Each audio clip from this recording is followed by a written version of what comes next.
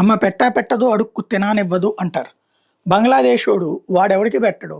వాడు మళ్ళీ వాళ్ళని అడుక్కు తిన్నీడు. అదానీ వాళ్ళు కరెంట్ ఇచ్చారు. ఆ కరెంటుతో దర్జాగా బతికేశారు. డొమెస్టిక్‌కి వాడుకున్నారు, కమర్షియల్‌కి వాడుకున్నారు, ఇండస్ట్రీస్‌కి వాడుకున్నారు. అక్కడ ఉన్నటువంటి బట్టల కంపెనీలన్నీ ఇంతకాలం దర్జాగా బతికినాయంటే అదానికి. వాళ్ళు అక్కడ రాష్ట్ర ప్రభుత్వాలకి, రాష్ట్ర ప్రభుత్వాలు కేంద్ర ప్రభుత్వానికి డబ్బులు కట్టేశారు. కానీ ఆ డబ్బులు అదానికి రాలేదు. అదానికి అప్పుల పాలయ్యి ఉన్నారు. యూనస్ ప్రభుత్వం వచ్చిన తర్వాత ఆ డబ్బులు చెల్లించట్లేదు. అప్పటినుంచి కరెంటు సప్లై అన్నటువంటి దాన్ని వార్నింగుల మీద వార్నింగులు ఇచ్చారు. ఇప్పుడు బంగ్లాదేశ్‌లో కరెంట్ ఆపేసింది అదాని.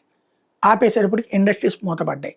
ఫిబ్రవరి 1 లోపు మేము నీకు కట్టిన డబ్బులు నువ్వెళ్ళి అదానికి కట్టరా, లేకపోతే మేము కట్టలేకపోతే నువ్వెళ్ళి అదానితో కట్టి మాట్లాడరా అంటున్నారు అక్కడ ఉన్నటువంటి పారిశ్రామికవేత్తలు. డబ్బులు తన దగ్గర లేదంటాడు యూనస్. మరి ఇప్పుడు అక్కడ పరిశ్రమలు ఎట్ట నడుస్తాయి, వ్యాపారాలు ఎట్ట నడుస్తాయి, ఆర్థిక పరిస్థితి ఎట్ట నడుస్తుంది? దీంతో యూనస్ ప్రభుత్వం ఇండియా మీద పడేడుస్తుంది.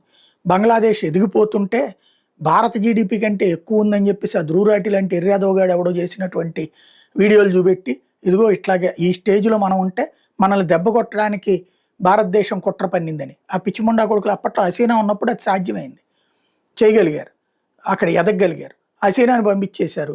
యూనస్ అనేవాడు పేరుకి నోబెల్ బహుమతి గ్రహీత. వాడు అక్కడ చివరికి లేపుతున్నదే జమాత్ లాంటి తీవ్రవాద సంస్థల్ని. వాడొచ్చి ఇప్పుడు ఇట్లాంటివి చెప్తాడు.